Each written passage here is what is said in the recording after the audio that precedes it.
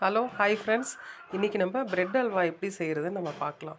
First நெய் ஊற்றி ப்ரெட்டை வந்து இந்த மாதிரி இந்த கலரில் நல்லா டோஸ்ட் பண்ணி எடுத்துக்கோங்க. இந்த அளவுக்கு ஃப்ரை பண்ணி எடுத்துக்கிட்டு ஃபஸ்ட்டு நெய்யில் வந்து முந்திரி திராட்சை எல்லாத்தையும் வறுத்துக்கிட்டோம். அதோட வந்து பாதாமும் கொஞ்சம் நல்லா ரோஸ்ட் பண்ணி வறுத்துக்கோங்க.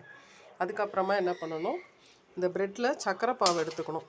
நல்லா தண்ணியில் கொஞ்சம் சர்க்கரை போட்டு நல்லா பாவை எடுத்துட்டு அதுக்கப்புறமா இந்த டோஸ்ட் பண்ண ப்ரெட் எடுத்து இதோட நம்ம மிக்ஸ் பண்ணணும். இது சீக்கிரமாக ஆகிடும், ப்ரெட் அல்வா ஈஸியாக ரெடி ஆகிடும்.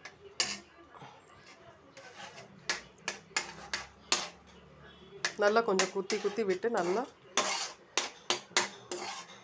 நல்லா கிளறிக்கிட்டே இருங்க. ப்ரெட் அல்வா நல்லா குத்தி குத்தி விட்டினோடனே அல்வா பதத்துக்கு ரெடி ஆகிடுச்சு.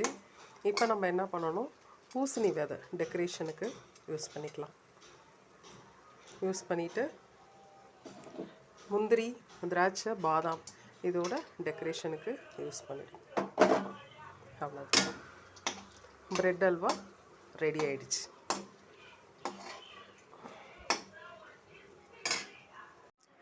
ப்ரெட் அல்வா ரெடி ஆகிடுச்சு. Thank you friends.